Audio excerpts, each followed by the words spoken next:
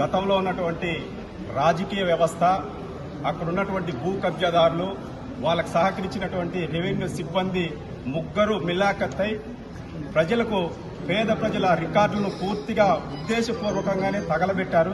ఈ విషయాన్ని భారత కమ్యూనిస్టు పార్టీ సిపిఐగా మొట్టమొదటిగా మేము ప్రజల దృష్టికి తీసుకురావడం, మీడియాకు కూడా చెప్పడం జరిగింది.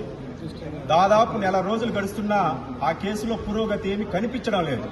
ఈరోజు బాధితులు ఎప్పుడైతే గత ప్రభుత్వంలో బెదిరింపులకు గురై భూములు పోతే కూడా పోనీ నా ప్రాణాలుంటే చాలనుకున్నటువంటి పేదలు ఈ సంఘటన జరిగిన తర్వాత రాష్ట్ర ముఖ్యమంత్రి, రాష్ట్ర ప్రభుత్వం స్పందించినటువంటి తీరును చూసి ఒక్క రోజులో ఈ రాష్ట్ర రెవెన్యూ ప్రధాన కార్యదర్శి గారికి 2 గంటల వ్యవధిలో 680 అర్జీలు, మా భూములు పోయాయి, మాకు న్యాయం చేయండి అని అర్జీలు పెట్టుకోవడం జరిగింది. కానీ నెల రోజులు గడుస్తున్నా వాటిపైన ఇంతవరకు కూడా ఏం చేసినటువంటి పరిస్థితి లేదు.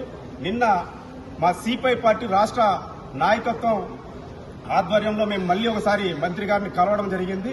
మేము మంత్రి గారిని కానీ రాష్ట్ర ప్రభుత్వాన్ని డిమాండ్ చేసేదేమంటే, గత ప్రభుత్వం రీసర్వేల పేరుతో ప్రభుత్వ భూములు, మిగులు భూములు, అసైన్ ల్యాండ్స్ ఇవన్నింటినీ కూడా గుర్తించాయి. అదేవిధంగా పేదలవి ఎక్కడైతే విలువైనటువంటి భూములు ఉన్నాయో, హైవేల చుట్టూ, పట్టణాల చుట్టూ, టౌన్ల చుట్టూ ఉన్నటువంటి కోట్ల రూపాయలు విలువ చేసేటువంటి భూములపైన కన్నేసి ఈ 22A రాకముందు ఇవి బలవంతంగా లాక్కొని కొంతమందిని మీరు గాన భూములు అడిగితే చంపేస్తామని కూడా బెదిరించి లాక్కున్నారు. అదే భూములు ఈరోజు 22Aలో ఫ్రీ హోల్డ్ అయిన తర్వాత ఈ భూములే